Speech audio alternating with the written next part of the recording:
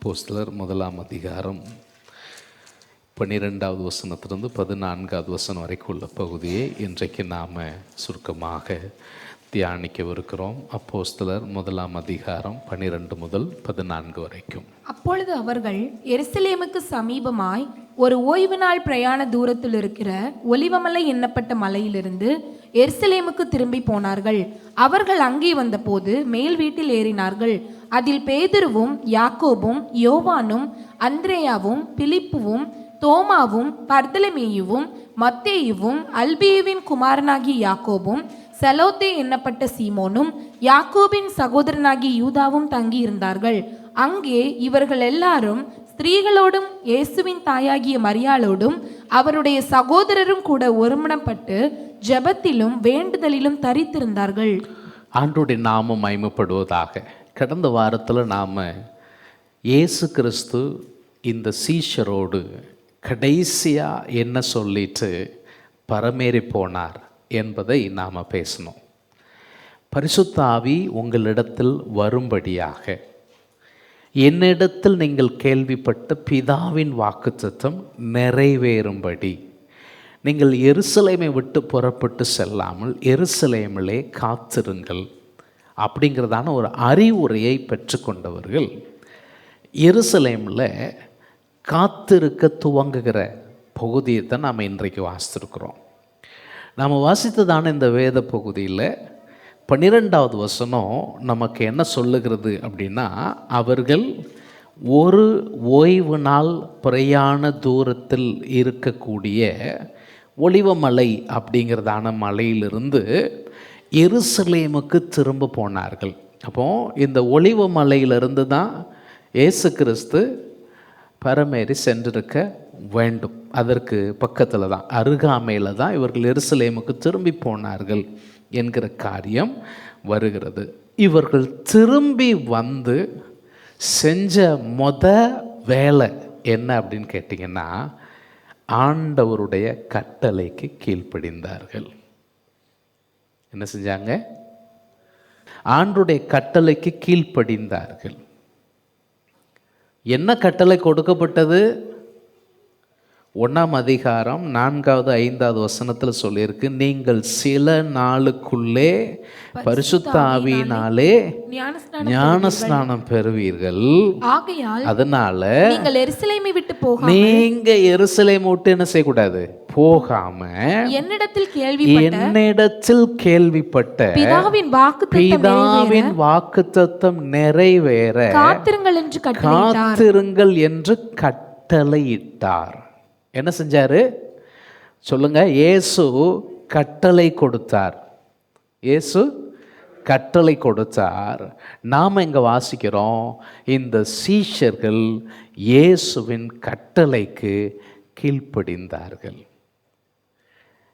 நீங்கள் நல்லா புரிந்து கொள்ள வேண்டும், தேவன் நமக்கு தருகிற அனைத்து விதமான ஆசீர்வாதங்களும் எதில் துவங்குகிறது அப்படின்னு கேட்டால், அவர் நமக்கு தந்திருக்கிற கட்டளைகளை கீழ்ப்படிதலோடு அதற்கு நம்மை அர்ப்பணிக்கிறதில் தான் துவங்குகிறது. வேதம் முழுவதிலும் நீங்கள் பார்த்தீங்கன்னா, ஆண்டவர் பல்வேறு வாக்குத்தத்தங்களை கொடுத்திருக்கிறார். ஆனால் ஆண்டவர் கொடுத்த வாக்குத்தத்தத்தில் எதுவுமே கட்டளை இல்லாத வாக்குத்தத்தம் சொல்லி கிடையாது. அன்கண்டிஷனல் ப்ராமிசஸ் அப்படின்னு ஒன்றுமே கிடையாது. ஆண்டவருடைய வாக்குத்தத்தம் என்னுடைய வாழ்க்கையில் நிறைவேறணும்னு சொன்னால், அந்த வாக்குத்தத்தத்தோடு இணைந்து இருக்கக்கூடிய ஆண்டவருடைய கட்டளை, அதை நான் நிறைவேற்ற வேண்டியது அவசியமாக இருக்குது. ஒரு உதாரணத்தை நான் சொல்லலான்னு நினைக்கிறேன்.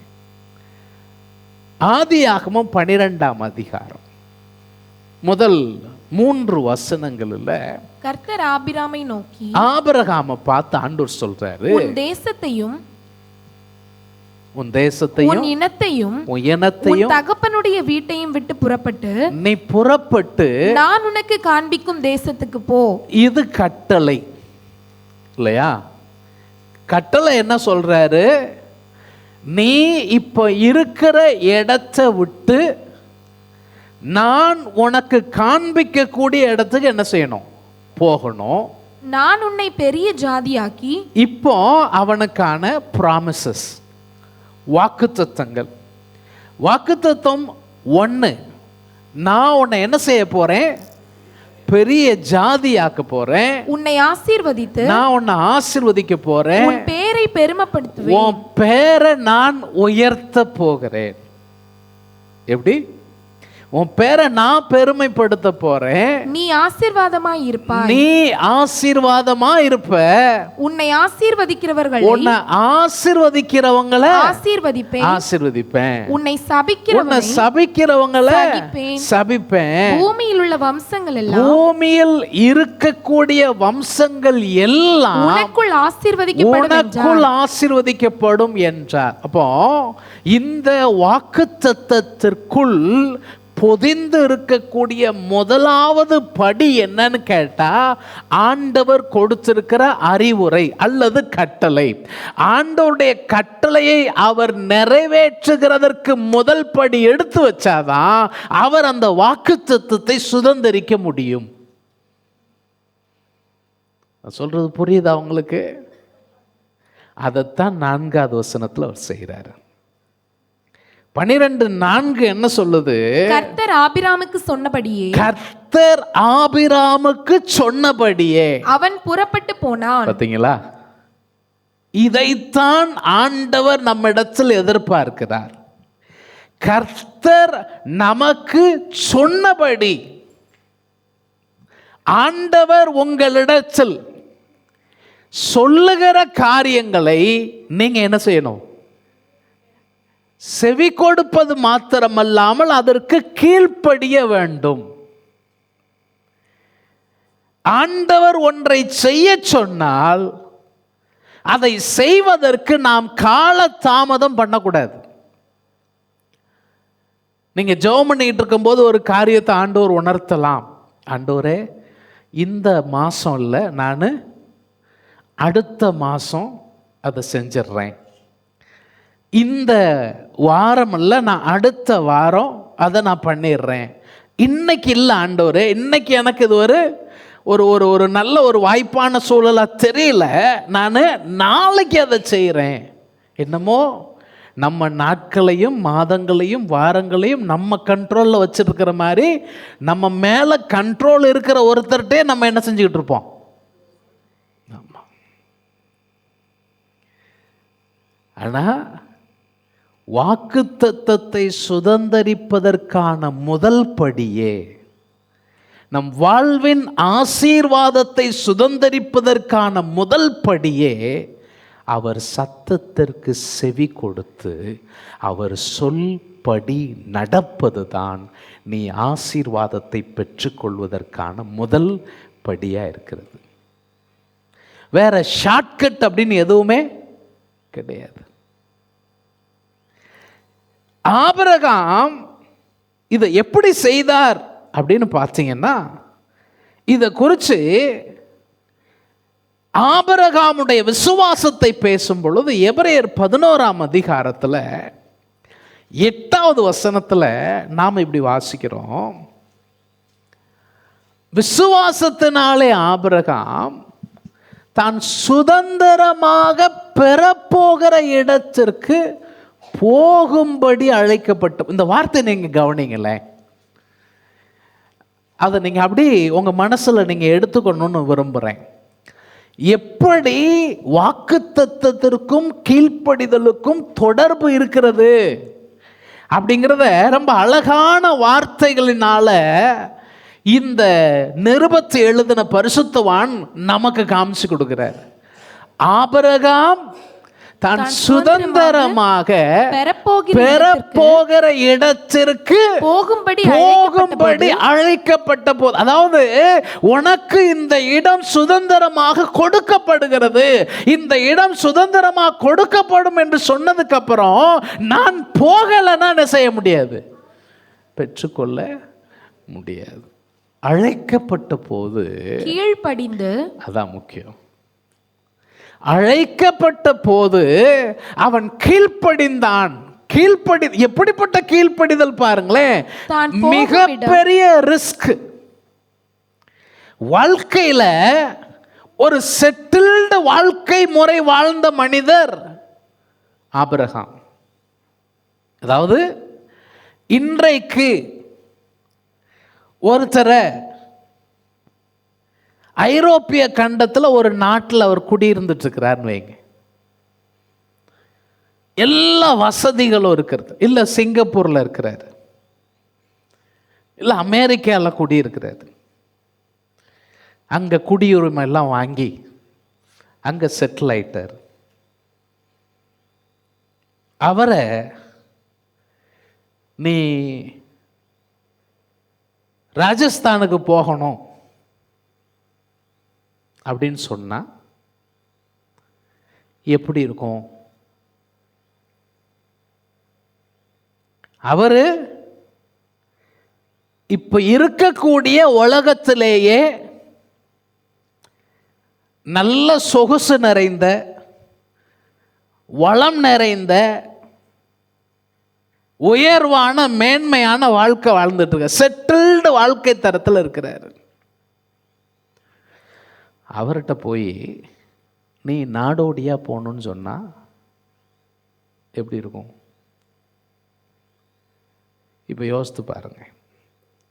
ஆபிரகாம் பெட்டி படுக்கையெல்லாம் கட்டி ரெடி பண்ணுறாரு. கூட இருக்கிற மக்கள்லாம் என்ன கேட்பாங்க? Mister Abraham, what's up. வாட்ஸ்அப்னா வாட்ஸ்அப் கிடையாது. எங்கே போகிறீங்க? எந்த ஊருக்கு போகிறீங்க? ஆபிரகாம் என்ன சொல்லுவார்? தெரியல. தெரியாமல்லாம் போறீங்களா?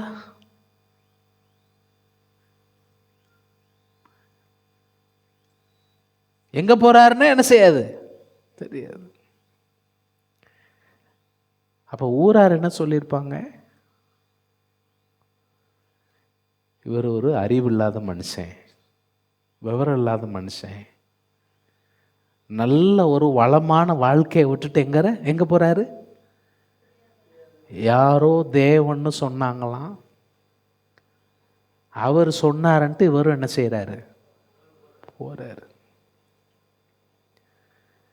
விசுவாசத்தோட தான் போகிற இடம் இன்னது என்று அறியாமல் இருந்தும் புறப்பட்டு போனான்.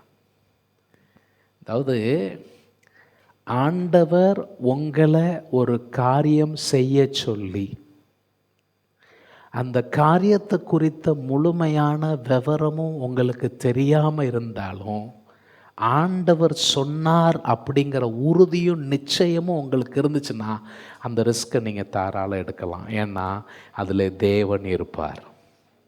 அல்லேலூயா. நீங்கள் ஆதியாகமத்தில் முழுமையாக எதை பார்க்குறீங்கன்னா ஆபிரகாமுடைய வாழ்வை தேவன் எப்படி நடத்தினார். ராஜாக்களுக்கு மத்தியில் பல ராஜ்யங்களை அவர் கடந்து போனார். அவர்கள் மத்தியில் எல்லாம் ஆபிரகாமுக்கு எப்படிப்பட்ட ஒரு வரவேற்பும் எப்படிப்பட்ட ஒரு ஆசீர்வாதமும் அவருக்கு இருந்தது என்பதை நாம என்ன செய்ய முடியுது? பார்க்க. கர்த்தரே சில அரசர்களோடு இடைப்பட்டார். கர்த்தரே அவனை ஆசீர்வதித்தார். அவன் மேல கர்த்தர் இருக்கிறார் என்பதை அவனை சுற்றி இருக்கிற மக்கள் புரிந்து கொண்டார்கள். ஆண்டவர் அவனை மேன்மையா வச்சார். இன்னைக்கு நான் உங்கள்கிட்ட சொல்றேன், நீங்க உங்களுடைய அனுதின வாழ்வில் தேவனுடைய சத்தத்திற்கு செவி கொடுத்து வாழ்கிறேன் என்கிற நிச்சயம் உடையவர்களாக நீங்கள் இருந்தீங்கன்னு சொன்னால் நிச்சயமாக உங்கள் வாழ்க்கை வித்தியாசமான வாழ்க்கையாகத்தான் இருக்கும் என்பதில் எந்த சந்தேகமும் கிடையாது. இயேசு கிறிஸ்து சொல்கிறாரு நம்முடைய சீசரை பார்த்து, யோவான் 15ஆம் அதிகாரத்தில் 10வது வசனத்தை பாருங்கள். நான் என் பிதாவின் கற்பனைகளை கைக்கொண்டு. ரொம்ப அற்புதமான ஒரு வசனம். இயேசு தனக்கும் பிதாவுக்கும் இடையில இருக்கக்கூடிய உறவை பேசுறாரு. நான் என்ன செய்கிறேன் அப்படின்னா, என் பிதாவினுடைய கற்பனைகளை கை கொண்டு அவருடைய அன்பிலே அவருடைய அன்புல நான் என்ன செய்கிறேன், நிலைத்திருக்கிறேன். அப்ப என்ன சொல்றாரு, கீழ்ப்படிதல் நீங்கள் தேவனில் அன்பு கூறுகிறீர்கள் என்பதற்கான ஒரு அடையாளமாக இருக்கிறது. தேவனில் அன்பு கூறுதலின் அடையாளம் அதை தான் அங்கே சொல்றாங்க. கீழே பாருங்க, நீங்களும் என் கற்பனைகளை கை கொண்டிருந்தால் என்னுடைய அன்பிலே நிலைத்திருப்பீர்கள். இதான் ரொம்ப முக்கியமான ஒரு விஷயம். சரி, இப்போ முதல் விஷயம், இந்த சீஷர்கள் என்ன செஞ்சாங்க, இயேசுவின் கட்டளைக்கு கீழ்ப்படிந்தார்கள். கீழ்ப்படிந்தவர்களாக என்ன செஞ்சாங்க அப்படின்னா, அங்கே 1ஆம் அதிகாரத்தில் 13வது வசனத்தில் மேல் வீட்டில் ஏறினார்கள் அப்படின்னு சொல்லியிருக்கு. அவங்க கூடி வரும்படி ஒரு இடத்த என்ன செஞ்சாங்க, சூஸ் பண்ணாங்க. அநேகர் இந்த மேல் வீடு அப்படிங்கிறது இயேசு தன்னுடைய கடைசி பஸ்காவை ஆசரித்த அந்த மேல் வீட்டறையா இருக்கலாம் அப்படின்னு என்ன செய்கிறாங்க, நினைக்கிறாங்க. ஆனால் நமக்கு அது உறுதியாக அதுதானாங்கிறது என்ன செய்யாது, தெரியாது. ஏன்னா இந்த பகுதியில் அப்படி எந்த வீட்டில் இருந்தாங்க அப்படிங்கிற ஒரு குறிப்பு நமக்கு என்ன செய்யலை, இல்லை. சாதாரணமாக மேல் வீட்டில் அவங்க என்ன செஞ்சாங்க, ஏறினாங்க. ஒரு சிலர் யோவான் மார்க்கு அவனுடைய வீடாக இருக்கலாம் அப்படின்னும் சொல்கிறாங்க. ஆனால் நமக்கு லூக்கா எந்த இடம்லாம் என்ன செய்யலை, நமக்கு சொல்லலை. அதனால் 120 பேர் கூடி வர மாதிரி ஒரு பெரிய விசாலமான ஒரு அறை, வீட்டுக்கு மேலே இருக்கக்கூடிய 120 பேர் விசாலமாக உட்கார மாதிரி ஒரு பெரிய அறையில் அவங்க என்ன செய்கிறாங்க, கூடி வராங்க. சரி, இப்போ இங்கே யாரெல்லாம் கூடி வந்தாங்க, 2 குழு இதில் சொல்லப்பட்டிருக்கு. 13வது வசனத்தில் முதல் குழு யாருன்னா சீஷர்களுடைய பெயரை சொல்லியிருக்கிறாங்க. யாரு? சீஷர்கள். இதில் யூதாஸ் காரியத்தை தவிர மற்ற 11 சீஷர்களுடைய பெயரும் என்ன செய்யப்பட்டிருக்கு, சொல்லப்பட்டிருக்கிறது. ஏன் யூதாஸ் காரியத்தை இல்லை, ஏன் இல்லைங்கிறது அடுத்த வாரத்தில் நம்ம என்ன செய்ய போகிறோம், தியானிக்க போகிறோம். ஆனால் இந்த 11 பேர் இருந்தார்கள். இந்த 11 பேர் யார்? அவர்களுக்கு பெயர் சீஷர்கள் அப்படின்னு சொல்லப்படுகிறது. இந்த 11 பேர் எதற்காக இயேசு தெரிந்து கொண்டார்? மார்க்கு சுவிசேஷம் 3ஆம் அதிகாரம் 13-14 பாருங்க. பின்பு அவர் ஒரு மலையின் மேல் ஏறி தமக்கு சித்தமானவர்களை தம்மிடத்தில் வரவழைத்தார். நல்லா கவனிங்க, இயேசு கிறிஸ்து ஒரு மலை மேலே ஏறுறாரு. தமக்கு பிரியமானவர்கள், தமக்கு விருப்பமானவர்கள், அவர்கள் என்ன செய்யறாராம், தம்மிடத்தில் அவரிடத்தில் அழைக்கிறார். தமக்கு சித்தமானவர்களை அழைக்கிறார். இது முதல் பகுதி. அவர்கள் அவரிடத்திற்கு வந்தார்கள். இந்த சித்தமானவர்கள் யாரையெல்லாம் இவர் அழைத்தாரோ அழைத்தவர்கள் யார்கிட்ட வந்துட்டாங்க, இயேசு கிறிஸ்துவிட்ட வந்துட்டாங்க. சரி, அப்பொழுது அவர் 12 பேரை தெரிந்து கொண்டு அதாவது அவர் அழைத்த, சித்தமாய் அழைத்து வரவழைக்கப்பட்டவர்களில் 12 பேரை என்ன செஞ்சாரா, தெரிந்து கொண்டார். தெரிந்து கொண்டு அவர்கள் தம்மோடு கூட இருக்கவும். இதுதான் முக்கியமான விஷயம். எதற்காக தெரிந்து கொண்டார்? இந்த சீஷர்களை ஆண்டவர் தெரிந்து கொண்டதுக்கு நோக்கம் என்ன? முதல்ல சொல்றாரு, தம்மோடு அவர் கூட இருக்கணும். சீஷன் யார்? சீஷன் யார்? இயேசுவோடு இருக்கிறவன். அவர் கூட இருக்கணும், பிரசங்கம் பண்ணும்படியாக. அப்புறம் பிரசங்கம் பண்ணும்படியா தாம் அவர்களை அனுப்பவும் வியாதிகளை குணமாக்கி வியாதிகளை குணமாக்கி பிசாசுகளை துரத்தும்படி அவர்கள் அதிகாரம் உடையவர்களாயும் இருக்க அவர்களை ஏற்படுத்தினார். அதாவது ரெண்டு விஷயம். ஒன்னு, அவங்க கூட இருக்கணும். ரெண்டாவது, அவர்கள் அதிகாரம் பெற்றவர்களாய் புறப்பட்டு போய் அவரை பற்றி மகிமைப்படுத்த வேண்டும். புறப்பட்டு போய் அவர் சொல்ற வேலையை அவங்க செய்யணும். இதற்குத்தான் சீஷர்களை ஆண்டவர் தெரிஞ்சுக்கிட்டார். அப்போ இந்த சீஷர்களோடு ஆண்டவர் 3.5 ஆண்டு காலம் இருந்தார். இந்த சீஷருக்கு ஆண்டவர் கொடுத்த மிகப்பெரிய பயிற்சி என்னன்னு சொன்னா, சொல்லுவாங்க பாருங்க, ஆன் ஃபீல்டு ட்ரைனிங் அப்படின்ட்டு. அதுதான் ஆண்டவர் கொடுக்காரு. 3.5 ஆண்டு கால பயிற்சி. அவரோடு கூட இருந்து அவர் செய்கிறதை பார்த்து இவர்களும் பயிற்சி பெற்றார்கள். இப்போ இயேசு கிறிஸ்து சிலுவைக்கு போகிறதுக்கு முன்பதாக நம்முடைய சீஷரோடு கொஞ்சம் தனித்து பேசிட்டு இருந்தார். பேசி முடிச்சுட்டு இந்த சீஷருக்காக ஒரு ஜெபம் பண்ணார். அது யோவான் 17ஆம் அதிகாரத்தில் அந்த ஜெபம் சொல்லப்பட்டிருக்கு. யோவான் 17 இந்த சீஷர்களை பற்றி அவர் என்ன சொல்கிறார்? ரொம்ப ஆச்சரியமான வார்த்தைகள். 6வது வசனத்திலிருந்து 8வது வசனம் வரைக்கும் பாருங்க. நீர் உலகத்தில் தெரிந்தெடுத்து இப்போ யார்கிட்ட பேசுகிறா? இயேசு கிறிஸ்து பிதாவினிடத்தில் பேசுகிறாரு.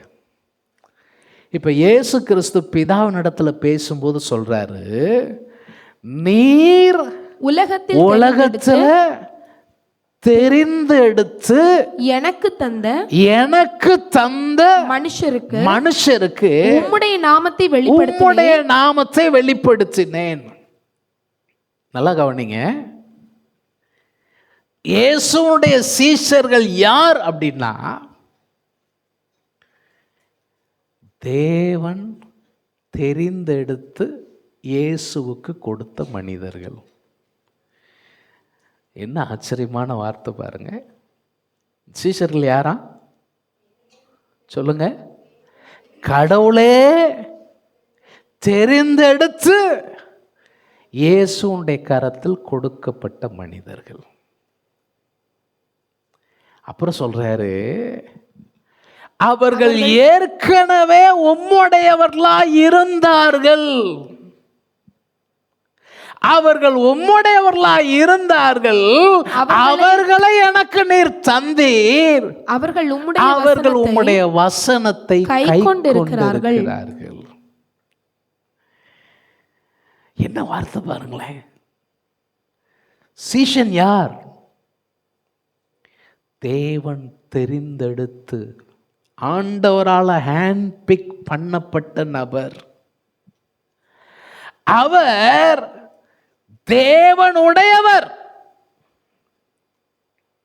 அப்புறம் சொல்லி இருக்கு, அவர்களை நீர் எனக்கு தந்தீர். இந்த இடத்துல பிதா தந்தவர்கள் அப்படிங்கறத ரொம்ப அழுத்தி சொல்றார். அடுத்த வசனத்திலையும் பாருங்களேன். நீர் எனக்கு தந்தவைகள் எல்லாம் உம்மாலே உண்டாயினவென்று இப்பொழுது அறிந்திருக்கிறார்கள். பார்த்தீங்களா? இந்த சீஷர்கள் பிதா தந்த பரிசுகள் என்பதை இயேசு அறிந்திருந்தார். இயேசு அறிந்தது மாத்திரமல்ல, சீஷர்களும் அதை அறிந்து கொண்டார்களாம். 8வது வசனத்தை பாருங்க. நீர் எனக்கு கொடுத்த வார்த்தைகளை, நீர் எனக்கு கொடுத்த, அதாவது முதல்ல நீர் எனக்கு கொடுத்த சீஷர்கள். இப்ப சொல்றாரு, நீர் எனக்கு கொடுத்த வார்த்தை. அந்த வார்த்தைகளை நான் அவர்களுக்கு கொடுத்தேன். அவர்கள் அவைகளை ஏற்றுக்கொண்டு நான் உம்மிடத்திலிருந்து புறப்பட்டு வந்தேன் என்று எப்படிங்க சொல்லுங்க? அறகுறையா கிடையாது, நிச்சயமாய் அறிந்து நீர் என்னை அனுப்பினீர் என்று விசுவாசித்திருக்கிறார்கள். சீஷர்கள் நீர் எனக்கு கொடுத்தவர்கள். உம்முடைய வார்த்தை அவர்கள் நம்புகிறார்கள், என்னை விசுவாசிக்கிறார்கள். 12வது வசனத்தில் என்ன சொல்றார் பாருங்க. நான் அவர்களுடனே கூட ஆ, உலகத்தில் இருக்கையில் நான் அவங்க கூட உலகத்தில் இருக்கையில் அவர்களை உம்முடைய அவர்களை நாமத்தினாலே உம்முடைய நாமத்தினாலே காத்துக்கொண்டேன். காத்துக்கொண்டேன். என்ன வார்த்தை பாருங்க. நான் அவர்களை உம்முடைய நாமத்தினாலே காத்துக்கொண்டேன். நீர் எனக்கு நீர் தந்தவர்களை எனக்கு தந்தவர்களை காத்துக்கொண்டு காத்துக்கொண்டு வந்தேன். நீங்க வீட்டுக்கு போய் இந்த அதிகாரத்துல ஆண்டவர் நீர் எனக்கு தந்தவர்கள் அப்படின்னு சொல்லக்கூடிய வார்த்தை எத்தனை முறை வருதுன்னு பாருங்க. ரொம்ப ஆச்சரியமான வார்த்தைகள். நீர் எனக்கு தந்தவர்களை காத்து கொண்டு வந்தேன், வேத வாக்கியம் நிறைவேறத்தக்கதாக. கேட்டின் மகன் கெட்டு போனானே அல்லாமல் அவர்கள் ஒருவனும் கெட்டு போகவில்லை. கெட்டு போகவில்லை. நீங்கள் தேவனால் தெரிந்து கொள்ளப்பட்டவர்கள் என்பது உண்மையானால் நீங்கள் கெட்டு போவதில்லை. உங்களில் ஒருவரும் கெட்டு போவதில்லை. தேவனால் தெரிந்து கொள்ளப்பட்டவர்கள் தேவனுடைய சத்தத்திற்கு செவி கொடுக்கிறவர்களாக இருப்பார்கள். அவங்க கெட்டு போக மாட்டாங்க. இப்போ அந்த சீஷர்கள் தான் இப்போ என்ன செய்ய போகிறாங்க? மேல் வீட்டறையில் இயேசு கிறிஸ்துவனுடைய கட்டளையை நிறைவேற்ற காத்திருக்க போகிறார்கள். இது ஒரு கூட்டம். இன்னொரு கூட்டமும் இதில் சொல்லியிருக்கிறாங்க. இன்னொரு கூட்டம் யாரு? அப்போஸ்தலர் 1ஆம் அதிகாரத்தில் 14வது வசனத்தில் அங்கே இவர்கள் எல்லாரும், மீனிங் 13வது வசனத்தில் சொல்லப்பட்ட 11 பேர், இவர்கள் எல்லாரும் ஸ்திரீகளோடும் இயேசுவின் தாயாகிய மரியா. ஒரு சிலர் அந்த ஸ்திரீகள் அப்படின்னு சொல்றது இந்த சீஷருடைய மனைவிமாரா இருக்கலாம் அப்படின்னு ஒரு சிலர் நினைக்கிறாங்க. ஆனா இயேசு கிறிஸ்துவை பின்பற்றின நிறைய சீஷர்கள் பெண்களும் என்ன செஞ்சாங்க? நிறைய பேர் இருந்தார்கள். அப்படிப்பட்ட பெண்களுடைய கூட்டமா இது இருந்திருக்கலாம். அதோடு கூட இயேசுவின் தாயாகிய மரியாளோடும் அவருடைய சகோதரரோடும் கூட ஒருமனப்பட்டு. ஓகே, இது ரெண்டாவது கூட்டம். என்னன்னு கேட்டீங்கன்னா இயேசுவினுடைய குடும்பம், இயேசுவின் குடும்ப உறுப்பினர்கள். யாரு? மரியாள். யோசேப்பினுடைய பெயர் இல்லை, ஒருவேளை அவர் இறந்து போயிருக்கலாம். ஆனா மரியாளும் இயேசுவினுடைய மரியாள் வயிற்று பிள்ளைகள். மரியாளும் மரியாளுடைய பிள்ளைகளும், அதாவது இயேசுவின் சகோதரர், இயேசுவுக்கு அடுத்து மரியாளுக்கு பிறந்த பிள்ளைகள். இவர்களும் சீஷரோடு இணைந்து என்ன செஞ்சாங்க? இயேசுவின் கட்டளையை நிறைவேற்ற காத்திருந்தார்கள். இப்போ இயேசு கிறிஸ்து ஊழியம் செய்த காலங்களிலே இயேசுவின் சகோதரர்கள் அவரை நம்பல. உங்களுக்கு தெரியுமா? யார் நம்பல? அவர் ஊழியத்துக்கு போறாரு, அவர் ஊழியம் செய்யறாரு. ஆனா யாருக்கே நம்பிக்கை இல்லை. கூட பிறந்தவங்களுக்கே என்ன இல்லை? நம்பிக்கை இல்லை. யோவான் சுவிசேஷம் 7ஆம் அதிகாரத்துக்கு பாருங்க. யோவான் 7ஆம் அதிகாரம் முதல் வசனத்திலிருந்து 8வது வசனம் வரைக்கும் உள்ள பகுதியை நம்ம சீக்கிரமா பார்க்கலாம். இவைகளுக்கு பின்பு யூதர்கள் இயேசுவை கொலை செய்ய வகை தேடினபடியால் அவர் யூதேயாவிலே சஞ்சரிக்க மனதில்லாமல் கலிலேயாவிலே சஞ்சரித்து வந்தார். இதுதான் சிச்சுவேஷன். யூதர்கள் என்ன நினைக்கிறாங்க? இயேசுவை கொண்டு போடணும்னு நினைக்காங்க. அதனால இயேசு எங்க போகல? யூதேயாவுக்கு போகல, கலிலேயாவில் இருக்கிறார். யூதருடைய கூடார பண்டிகை சமீபமாய் இருந்தது. இப்ப அந்த நேரம் கூடார பண்டிகை வருது. அப்பொழுது அவருடைய சகோதரர் அவரை நோக்கி, நீர் செய்கிற கிரியைகளை. இப்போ இயேசுடைய சகோதரர் பேசுறாங்க. இயேசுடைய சகோதரர் என்ன சொல்றாங்க? நீர் செய்கிற கிரியைகளை.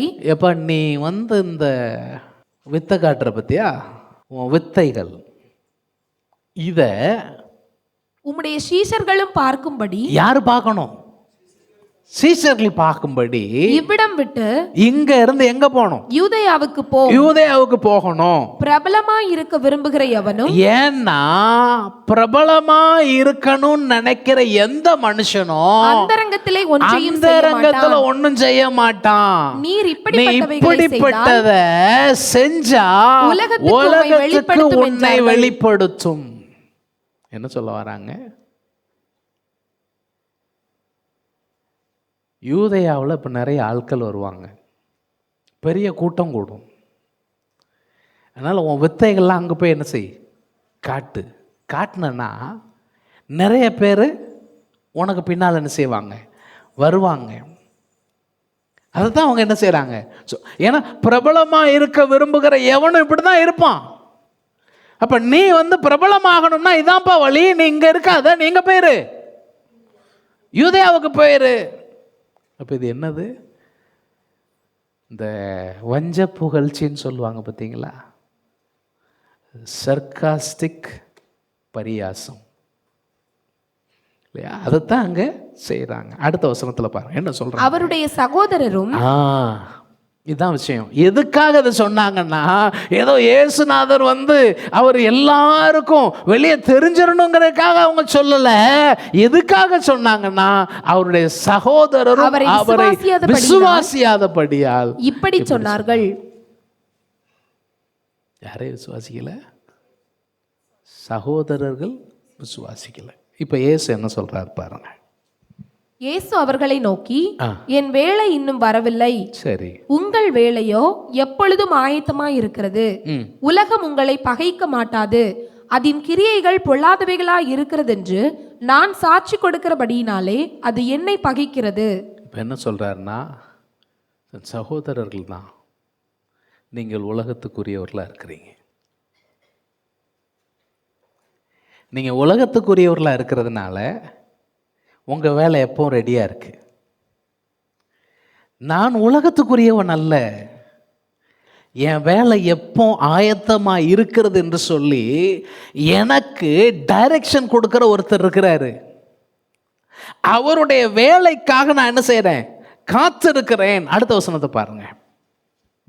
நீங்கள் இந்த பண்டிகைக்கு போங்கள், நீங்க போங்க, என் வேலை இன்னும் வராதபடி நான் இந்த பண்டிகைக்கு இப்பொழுது போகிறதில்லை என்றார். இப்ப போகல, வேலை வரும்போது போவேன், ஆனா இப்ப நான் என்ன செய்யல, போகவில்லை. வேறு மாதிரி சொல்லுவோன்னு சொன்னா, இது இயேசு கிறிஸ்து சோதிக்கப்பட்ட பொழுது சாத்தான், நீ தேவனுடைய குமாரனானால் இந்த கல்லுகளை அப்பங்கள் ஆக்கும்படி செய்யும் சொன்னா பார்த்தீங்களா? அந்த மாதிரி தான் சில நேரம் உலகம் நமக்கு சஜஷன் கொடுக்கும். என்ன கொடுக்கும்? இதுதான் சரியான டைம், அடி தூள் கிளப்பு அப்படின்ட்டு. உலகம் கொடுக்கிற டைம் நீ கேட்கக்கூடாது. ஆண்டவர் உனக்கு காண்பிக்கிற நேரத்தில் தான் நீ என்ன செய்யணும், வேலை செய்யணும். சரி, இங்கே மட்டும்தான் இயேசுடைய சகோதரர் இப்படி இருக்கிறாங்களா அப்படின்னா, இன்னொரு பகுதியில் இயேசுவின் தாயாரே இயேசு மேலே சந்தேகப்பட்ட ஒரு சூழல் இருக்கு. அதாவது இயேசுவின் தாயாரே இயேசுனுடைய நலனுக்காக படபடப்போடு பதற்றத்தோடு இயேசுவை தேடி வந்த ஒரு சூழல் இருக்கு. மார்க்கு சுவிசேஷம் 3ஆம் அதிகாரம். மார்க்கு 3ஆம் அதிகாரத்தில் நீங்கள் அந்த மார்க்கு 3ஆம் அதிகாரம் நீங்கள் முழுசும் வீட்டில் போய் வாசிங்க. அங்கே தான் இயேசுவுக்கு எதிர்ப்புக்கள் அதிகமாகுது, பயங்கரமாக எதிர்ப்புக்கள் வருது. அதில் பலரும் அவரை எதிர்க்கிற காரியம்லாம் சொல்லிட்டு வராங்க. அதில் 21வது வசனத்தை பாருங்க. அவருடைய இனத்தார் இதை கேட்டபோது அவர் மதிமயங்கி இருக்கிறார் என்று சொல்லி, இனத்தார் இந்த இடத்துல சொல்றது ரிலேட்டிவ்ஸ் அப்படிங்கிற வார்த்தை பயன்படுத்தி இருக்கிறாங்க. அவருடைய சொந்தக்காரங்க, அவருடைய இனத்தார் இதை கேட்ட பொழுது அவர் மதிமயங்கி இருக்கிறார் அப்படின்னா என்னங்க? மதிமயக்கம்னா என்னது? லூஸ் ஆயிட்டார். அதை வந்து டீசெண்டாக சொல்லியிருக்கிறாங்க. மென்டலி என்ன ஆயிடுச்சு? ஒரு மென்டல் டிஸார்டர். அதைத்தான் ரொம்ப நாசூக்கா சொல்லியிருக்கிறாங்க. யாருக்கு இந்த நிலைமை பார்த்தீங்களா? அதனால தான் அவர் சொன்னார், பச்சை மரத்துக்கே இந்த பாடுனா விட்டாப்பா வைப்பாங்க. இயேசுவையே என்ன நினைக்கான்? ஏதோ பிரச்சனை ஆயிடுச்சு, ஜீசஸ்க்கு ஏதோ பிரச்சனை ஆயிடுச்சு, நம்ம அவரை போய் என்ன செய்யணும்? பிடிச்சு கொண்டு வந்து அவரை காப்பாற்ற. நல்ல எண்ணம் தான். அதாவது அவரை வந்து வேற ஒரு கூட்டம் கொலை செய்யணும்னு நினைக்கி, ஆனா இது வந்து கொலை செய்யணும்னு நினைக்கல. ஜீசஸ்க்கு ஏதோ ப்ராப்ளம். 30 வருஷம் நல்லா தான் இருந்தான், நல்லா தச்சு வேலையெல்லாம் செஞ்சு நல்லா குடும்பத்துக்கு பாடுபட்டு எவ்வளோ நல்லா இருந்தான். இப்போ கொஞ்ச நாளாக தானே ஐயா இந்த மாதிரி ஆயிட்டான்னு சொல்கிறாங்க, எங்கெங்கேயோ போகிறான்னு சொல்கிறாங்க, என்னென்னமோ நடக்குன்னு சொல்கிறாங்க. ஏதோ இவனுக்கு ஒன்றும் என்னமோ ஆயிடுச்சு. ஸோ அதனால் நம்ம அவனை போய் என்ன செய்யணும்? பிடிச்சு கொண்டு வந்து காப்பாற்றிடணும். அது அவங்களுக்கு தன்னுடைய சொந்த ரத்தம். அப்போ என்ன செஞ்சிடக்கூடாது? கஷ்டப்படக்கூடாது. அதுலேயே நீங்கள் கீழே வாசித்தீங்கன்னா 31வது வசனத்திலிருந்து 35 வரைக்கும், அப்பொழுது அவருடைய சகோதரர், இந்த கால சூழலில் தான் இயேசுடைய சகோதரரும் சில நபர்களுக்கு, குறிப்பாக ரோமன் கத்தோலிக்கர்கள் போன்றவர்களுக்கு, இயேசுவின் தாயார் நித்திய கன்னிகை அப்படின்னு ஒரு நம்பிக்கை வச்சிருக்கிறாங்க. நித்திய கன்னிகை, இயேசுவின் தாயாருக்கு, இயேசுவுக்கு அடுத்து வேறு பிள்ளைகள் கிடையாது அப்படின்னு சொல்கிறாங்க. அதெல்லாம் வந்து 4வது நூற்றாண்டில் ஜெரோம் அப்படிங்கிற ஒருத்தர், அவர் தான் இந்த ஒரு தியரியை கொண்டு வந்தவர். அதுக்கு முன்னாலெல்லாம் அந்த தியரி கிடையாது. ஜெரோம் என்ன சொன்னார் அப்படின்னா, இந்த சகோதரர்னு சொல்கிறதெல்லாம் இயேசு கூட பிறந்தவங்க கிடையாது, மரியாள் வயிற்று பிள்ளைகள் கிடையாது, கசின் பிரதர் சிஸ்டர்ஸாக இருக்கலாம் அப்படிங்கிற ஒரு இதை வந்து 4வது நூற்றாண்டில் தான் கொண்டு. ஆனால் வந்து பைபிள் இங்கே தெளிவாகவே வந்து சகோதரர், அதாவது தாயும் சகோதரம்னா என்ன அர்த்தம்? தாயும் சித்தி மகன் பெரியம்மா மகன் சொல்லியிருக்க வேண்டியதானே. அந்த லைன் ஆஃப் ரீசனிங்கே வந்து எதையோ எடுத்து கட்டி உள்ளே கொண்டு வந்து திணிக்கிற மாதிரி தான் இருக்குது. சரி, அது அவங்க பிரச்சனை, நமக்கு அது பிரச்சனை கிடையாது. நமக்கு வந்து இயேசுவின் தாய் வந்து மதிக்கிறோம். இயேசுவின் தாய் பாக்கியம் பெற்ற ஒரு சகோதரி, நமக்கு ஒரு முன்மாதிரி. ஆனால் ஆராதனைக்குரிய தேவ மாதா கிடையாது, அவங்க ஆராதனைக்குரியவங்க கிடையாது. அவங்க ஆபிரகாம், ஈசாக்கு, யாக்கோபு இந்த வரிசையில் வந்த விசுவாச வீராங்கனைகள் அவங்களும் ஒருத்தர். மேகம் போன்ற திரளான சாட்சிகளில் அவங்களும் ஒரு சாட்சி, அவ்வளவுதான். அவர்கள் தேவனுடைய இடத்தை எடுக்க முடியாது. சரி, இப்போ நம்ம காரியத்துக்கு வந்துடும். இப்போ இயேசுடைய சகோதரரும் தாயாரும் வந்து வெளியே நின்று அவரை அழைக்கும்படி அவரிடத்துல என்ன செஞ்சாங்க? ஆள் அனுப்புனாங்க. எதுக்கு? அம்மாவுக்கு நம்ம பிள்ளை சரியா இருக்கானா அப்படின்னு தெரியணும். சகோதரருக்கு நம்ம சகோதரன் நல்லா இருக்கானா? யாரும் என்னென்னமோ சொல்றாங்களே, வேற வேற விதமா நம்ம கேள்விப்படுறோமே, இப்போ நல்லா தான் இருக்கானா அப்படிங்கிற ஒரு பதட்டம், மனதுக்குள்ள ஒரு ஐயம், நம்ம பிள்ளைக்கு எதுவும் நடந்துடக்கூடாதுங்கிற எண்ணம் அந்த தாய்க்கு, நம்ம சகோதரனுக்கு எதுவும் நடந்துடக்கூடாதுன்னு அந்த பிள்ளை சகோதரர்களுக்கு எண்ணங்கள். இப்ப இயேசு என்ன சொல்றாரு? அவரை சுற்றிலும் உட்கார்ந்திருந்த ஜனங்கள், சுத்தி இருந்த மக்கள் அவரை நோக்கி, அவரை பார்த்து, இதோ உம்முடைய தாயாரும் உம்முடைய தாயார், உம்முடைய சகோதரர், உம்முடைய சகோதரர் வெளியே நின்று, எங்க நிக்காங்க? வெளியே நின்று உம்மை தேடுகிறாங்க அப்படிங்கிறாங்க. பேச என்ன சொன்னாரு? அவர்களுக்கு அவர் பிரதியுத்தரமாக, அப்படியா, எங்க அம்மா வந்திருக்காங்களா, என் தம்பிமார் வந்திருக்காங்களா, உடனே வர சொல்லுங்க. அப்படி சொல்லல. அவர் என்ன சொன்னாரு? என் தாயார் யார், எனக்கு தாய் யார், என் சகோதரர் யார், எனக்கு சகோதரர் யார் சொல்லிட்டு தம்மை சூழ உட்கார்ந்திருக்கிறவர்களை சுற்றி பார்த்து, எப்படிங்க சுத்தி உட்கார்ந்துருக்கோம், அப்படியே சுத்தி பார்த்துட்டு, இதோ என் தாயும் இதுதான் என் தாய், என் சகோதரரும் இவர்களே, இதுதான் என் சகோதரர்கள். ஏன்னா தேவனுடைய சித்தத்தின்படி செய்கிறவன் எவனோ, அதைத்தான் அவர் சொல்ல வர்றார். தேவனுடைய சித்தப்படி செய்கிறவன் எவனோ அவனே எனக்கு சகோதரன், அவன் தான் எனக்கு சகோதரன், எனக்கு சகோதரி, அவங்க தான் எனக்கு சகோதரி, எனக்கு தாயுமா அவள் தான் எனக்கு தாயா இருக்க முடியும். அப்ப இயேசு இதனால தன் சகோதரரையும் தன் தாயையும் அவமதித்தார் அப்படின்னு எடுத்துக்கலாமா? இல்லை. அவர் ஆரம்பத்தில் 12 வயசுல அவங்க அம்மா அப்பாட்ட பேசும்போதே அவங்களுக்கு புரியல. இப்போ எப்படி புரிய போகுது இல்லையா? அதான் பிரச்சனை. இயேசுனுடைய தாய்க்கு இப்படி ஒரு எண்ணம் வந்திருக்குமா? வர முடியுமா? பைபிள் சொல்லியிருக்கு, ஸ்திரீயின் வயிற்றில் பிறந்தவர்கள் யோவான் ஸ்நானகனை போல பெரிய ஆள் ஒருத்தனும் கிடையாது. ஆனால் அந்த யோவான் ஸ்நானகனே வருகிறவர் நீர்தானா, இனி வருகிற வேறு ஒருவருக்காக காத்திருக்கணுமான்னு கேட்டான். இது ஒரு பயங்கரமான ஒரு விஷயம். சந்தேகம் யாருக்கும் எப்பவும் வரலாம். நல்ல விசுவாசத்தோடு இருக்கக்கூடிய உங்களுக்கே சில நேரங்களில் சந்தேகங்கள் வரும்.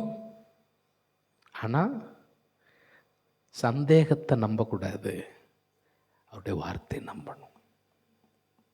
அதனால தான் எபிரேயர் ஆக்கியோன் எழுதும்போது சொல்லுவார், நீங்கள் தேவனுடைய சித்தத்தை செய்த பின்பு வாக்குத்தத்தம் பண்ணப்பட்டதை பெரும் அளவுக்கு உங்களுக்கு பொறுமை அவசியமாக இருக்கிறது. நம்பிக்கையோடு இருங்க, காத்திருங்க, அதை அவர் செய்வார். சரி, இப்போ நம்ம பகுதியை பார்த்துருக்கோம். கீழ்ப்படிந்தார்கள் 2 கூட்டம். இங்கே 3 குரூப் சொல்லியிருக்கு, நம்ம 2 குரூப் தான் சொன்னோம். சீஷர்கள், ஸ்திரீகளை பற்றி நம்ம பேசலை, இயேசுடைய குடும்பம்.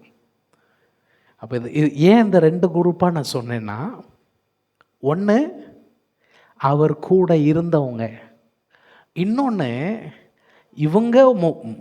இவர்களை விட அதிகமாக இருந்தவங்க, ஆனால் இயேசுவை முழுமையாக நம்பாத நிலைமையில் இருந்த சகோதரர்களும் இருந்தாங்க. உயிர்த்தெழுந்த பின்பு இயேசுவுக்கு பின் சென்றவர்களாக அவங்க என்ன செஞ்சாங்க, மாறினார்கள். அப்படிங்கிறத காண்பிக்கணுக்காக அதை சொன்னேன். கடைசி பகுதி நம்ம அதை சொல்லி நிறைவு செய்யலாம். அதன் பின் பகுதியில் சொல்லியிருக்கு, ஒருமனப்பட்டு எல்லாரும் சொல்லுங்க, சத்தமாக சொல்லுங்க, ஒருமனப்பட்டு ஜெபத்திலும் வேண்டுதலிலும் தரித்திருந்தார்கள். இந்த இடத்துல ஆங்கிலத்தில் ஒன் அக்கார்ட் அப்படிங்கிற ஒரு வார்த்தை பயன்படுத்துகிறாங்க. புதிய ஏற்பாட்டில் 12 முறை அந்த ஒருமனப்பட்டு அப்படிங்கிறதான வார்த்தை வருகிறது. இந்த ஒருமனப்பட்டு அப்படிங்கிறதுக்கு என்ன அர்த்தம்னு சொன்னால், தீவிரமாக ஒரு சேர தீவிரமாக புறப்படுறது அப்படிங்கிறதுக்கு ஒருமனப்பட்டுன்னு சொல்லுவாங்க. இன்னொன்று, ஒரு பெரிய ஆர்கெஸ்ட்ரா இருக்குன்னு வச்சுக்கோங்க. அந்த பெரிய ஆர்கெஸ்ட்ராவில் நூற்றுக்கணக்கான இசை வாத்தியங்கள் இருக்குது. ஆனால் அந்த இசை வாத்தியங்கள் அனைத்தும் ஒரே டியூனில்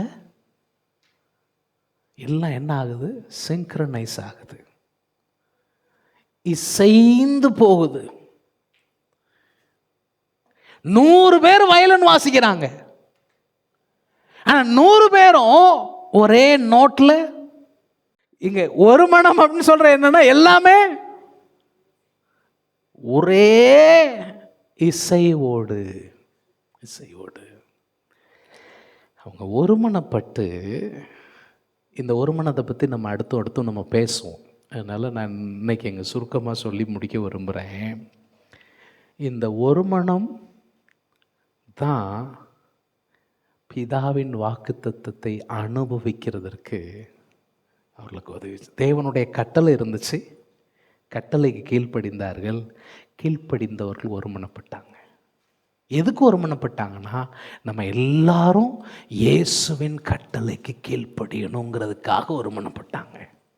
எங்க ஒருமனம் வரும்னு சொன்னா, இயேசுவை நான் அவருடைய வார்த்தைக்கு கீழ்ப்படிந்து அவரை நான் பிரியப்படுத்துகிற ஒரு வாழ்க்கை வாழணுங்கிற ஒரு எண்ணம் இருக்கிற இடத்துல என்ன வந்துடும்? ஒருமனம் வந்துடும். அதைத்தாங்க சொல்ல, அவர்கள் ஒருமனப்பட்டு என்ன செஞ்சாங்களாம்? ஜெபத்திலும் வேண்டுதல் செய்யவும் தரித்திருந்தார்கள். நான் சொன்னேன் பார்த்துங்க, புதிய ஏற்பாட்டில் 12 முறை வருதுன்னு சொல்லி. அப்போஸ்தலர் நடவடிக்கைகளில் தான் மெஜாரிட்டி வருது. இது போக ஒரே ஒரு இடத்துல வாரது எங்கன்னா, ரோமர் 15ஆம் அதிகாரம் 5வது 6வது வசனம். நீங்கள் ஒருமனப்பட்டு நம்முடைய கர்த்தராகிய இயேசு கிறிஸ்துவின் பிதாவாகிய தேவனை ஒரே வாயினால் மகிமைப்படுத்தும்படி. நல்லா கவனிங்க, நீங்க எல்லாம் என்ன செய்யணுமா? ஒருமனப்படணும், ஒரே வாயினால் தேவனை மகிமைப்படுத்தணும். சொல்லுங்க, ஒருமனப்படணும், ஒரே வாயினால் என்ன செய்யணும்? தேவனை மகிமைப்படுத்தும்படிக்கு பொறுமையையும் என்னங்க ஆறுதலையும் அளிக்கும் தேவன் கிறிஸ்து இயேசுவினுடைய மாதிரியின்படியே. எதுபடி? இந்த ஒருமனத்திற்கான மாதிரி யாருங்க? இயேசு கிறிஸ்து. கிறிஸ்து இயேசுடைய மாதிரியின்படியே நீங்கள் ஏக சிந்தை உள்ளவர்களாகும்படி உங்களுக்கு அனுக்கிரகம் செய்வாராக. எந்த இடத்துல ஒரு மனம் இருக்கிறதோ அங்கே அற்புதங்களையும் அடையாளங்களையும் தேவன் செய்ய வல்லவராக இருக்கிறார். ஒருமனப்பட்டு தேவனுடைய முகத்தை நோக்கி பார்க்கிற பிள்ளைகளுடைய வாழ்க்கையில் தேவன் அற்புதங்களை செய்கிறதற்கு வல்லவராக இருக்கிறார். இன்னொரு வேத பகுதியை நம்ம வாசித்து நம்ம முடிக்கலாம். மத்தேயு சுவிசேஷம் 18ஆம் அதிகாரம் 18 முதல் 20 வரைக்கும் உள்ள பகுதியில் இயேசு கிறிஸ்து இந்த ஒருமனப்பட்டு ஜெபிக்கிறத குறித்து, ஒருமனப்பட்டு இருக்கிறத பற்றி என்ன சொல்றார் பாருங்க. பூலோகத்திலே நீங்கள் எவைகளை கட்டுவீர்களோ அவைகள் பரலோகத்திலும் கட்டப்பட்டிருக்கும். பூலோகத்திலே நீங்கள் எவைகளை கட்டவிழ்ப்பீர்களோ அவைகள் பரலோகத்திலும் கட்டவிழ்க்கப்பட்டிருக்கும் என்று மெய்யாகவே உங்களுக்கு சொல்லுகிறேன். அடுத்த வசனத்தை பாருங்க. அல்லாமலும் உங்களில் 2 பேர். எத்தனை பேரு? சத்தமா சொல்லுங்க. 2 பேரு தாங்கள் வேண்டிக் கொள்ள போகிற எந்த காரியத்தை குறிச்சாலும் பூமியிலே ஒருமனப்பட்டு இருந்தா பரலோகத்தில் இருக்கிற என் பிதாவினால் அது அவர்களுக்கு உண்டாகும் என்று உங்களுக்கு சொல்லுகிறேன். யாரு சொன்னா? சொல்லுங்க, யாரு சொன்னா? இயேசு சொன்னார். என்ன சொன்னாரு? உங்கள 2 பேர். குடும்பத்தில் எத்தனை 2 பேருக்கு மேல இருக்கீங்களா? நீங்க 2-3 பேர் ஒரு காரியத்தை குறித்து ஒருமனப்பட்டு தேவனிடத்துல வேண்டுவீங்கன்னு சொன்னா அது பிதாவின் சமூகத்தில் உங்களுக்கு உண்டாகும் என்று நான் சொல்லல, இயேசு கிறிஸ்து சொல்லி இருக்கிறார். அல்லேலூயா. அடுத்த வசனத்தை பாருங்க. ஏனெனில் 2 பேராவது. எத்தனைங்க? 2 பேரோ 3 பேரோ என் நாமத்தினாலே எங்கே கூடி இருக்கிறார்களோ அங்கே அவர்கள் நடுவிலே இருக்கிறேன் என்றார். நான் சொல்றேன், ஒருமனப்பட்ட இடத்துல ஒருமனப்பட்டு தேவனுடைய முகத்தை நோக்கி ஜெபிக்கிற ஜெபத்திற்கு, வேண்டுதலில் தரித்திருக்கிற அந்த வேண்டுதலுக்கு அவர் மெய்யாய் பதிலளிக்காமல் போவதே கிடையாது. ஏன்னா வசனம் சொல்லுகிறது, ஜெபத்தை கேட்கிறவரே மாம்சமான யாவரும் உம்மிடத்தில் வருகிறார்கள். அதாவது நம்ம அடுத்த வாரத்தில் ஒரு குறிப்பிட்ட விஷயத்தை பார்ப்போம். என்னது பார்ப்போம்னா, இந்த 12 பேரில் மிஸ் ஆன ஒருத்தர் அவருக்கு பதிலாக இன்னொருத்தரை சூஸ் பண்ணுவாங்க. ஒரு டெசிஷன் எடுக்கணும், தீர்மானம் பண்ணணும். அந்த தீர்மானத்தை எடுப்பதற்கு நீங்கள் உங்கள் வாழ்க்கையில் நல்ல தீர்மானம் பண்ணணும். தீர்மானத்துக்கான சில அடிப்படையான விஷயங்கள் என்ன இருக்கணும்னு கேட்டால் ஒரு 3 விஷயம் இவங்க அதை பண்ணாங்க. அதை தான் நம்ம இன்றைக்கி பார்த்தோம். முதல்ல அவங்க கீழ்ப்படிந்தார்கள். என்ன செஞ்சாங்க? நீங்கள் உங்கள் வாழ்க்கையில் எந்த தீர்மானம் எடுத்தாலும் தேவனுடைய சித்தத்திற்கு கீழ்ப்படுகிற விதமாக இருக்கிறதா அப்படிங்கிறத பார்க்கணும். ரெண்டாவதாக அவர்கள் ஒருமனப்பட்டார்கள். நிறைய நேரம் என் குடும்பத்தில் தீர்மானங்களில் தகராறு வருது. என்ன இல்லை? ஒரு மனம் இல்லை, ஒரு மனம். மூணாவதாக ஜெபம் பண்ணாங்க. கீழ்ப்படிதல், ஒரு மனம், ஜெபம். உங்கள் தீர்மானம் சக்ஸஸ்ஃபுல்லாக இருக்கும். முழங்கால் படிடுவோம், கர்த்தருடைய முகத்தை நோக்கி பார்ப்போம். என்னை கேட்டுக்கொண்டிருக்க தேவனுடைய பிள்ளையே, ஆண்டவர் உங்களுக்கு கற்பித்திருக்கிற காரியத்தில் அவருக்கு கீழ்ப்படிய உங்களை அர்ப்பணிக்கிறீர்களா? வாழ்க்கையில் ஏதேனும் கடினமான சூழல்கள் நிமித்தம் இப்போ ஆண்டவரை சந்தேகப்பட்டுருக்கிறீங்களா? உங்கள் மனதை ஒருநிலைப்படுத்த முடியாதபடிக்கு உங்கள் மனசை பிரித்து வச்சிருக்கிற பிரிவினைக்கு நேராக நடத்துகிற சூழல் எது? அதெல்லாம் ஆண்டவருடைய சமூகத்தில் அறிக்கை பண்ணுங்க. ஏன்னா எங்கே ஒரு மனம் இருக்கிறதோ அங்கே தான் தேவன் உங்களுக்கு அற்புதங்களை செய்ய முடியும். அங்கே தான் தேவன் உங்களுக்காக கிரியை செய்ய முடியும். நம்மை நாமே அர்ப்பணிப்போம், ஆண்டவருடைய கரத்தில் ஒப்பு கொடுப்போம். ஆண்டவர்கிட்ட கேளுங்க, ஆண்டவரே என்னுடைய அப்பா வாழ்வில் உமக்கு கீழ்ப்படுகிற கிருபைகளை தாரும். இது வரைக்கும் நான் ஏதாவது காரியத்தில் கீழ்ப்படியாமல் அதை தள்ளி கொண்டு போகிறேன்னு சொன்னால் அதை எனக்கு இன்றைக்கு காண்பித்தரலும். அந்த காரியத்தில் நான் இப்பொழுதே உமக்கு ஒப்புரவாக உம்முடைய சமூகத்தில் என்னை அர்ப்பணிக்க எனக்கு உதவி செய்யும். என் சந்தேகத்தை மாற்றும். உன் மேலே இன்னும் அதிக விசுவாசம் வைக்க எனக்கு உதவி செய்யும். ஒரு மனதோடு ஜெபத்திலும் வேண்டுதலிலும் தரித்திருக்கிற கிருபைகளை எனக்கு தாரும். அன்பின் ஆண்டவரே, உம்முடைய வார்த்தைக்கு எங்களை அர்ப்பணிக்கிறோம். ஒரு மனதோடு மகத்துவமான தேவ வல்லமையை கண்டாதி திருச்சபை போல நாங்களும் உம்முடைய மகத்துவங்களை அனுபவிக்கத்தக்கதாக ஆண்டவரே எங்கள் ஒவ்வொருவருக்கும் ஆசீர்வாதத்தையும் உதவியும் தந்தருளும்படியாய் உம்மை நோக்கி பார்க்கிறோம். வசனத்தை கேட்ட பிள்ளைகளை ஆசீர்வதியும். மீட்பர் இயேசுவின் நாமத்தில் வேண்டுகிறோம். ஜெபம் கேளும் நல்ல பிதாவே. ஆமேன், ஆமேன்.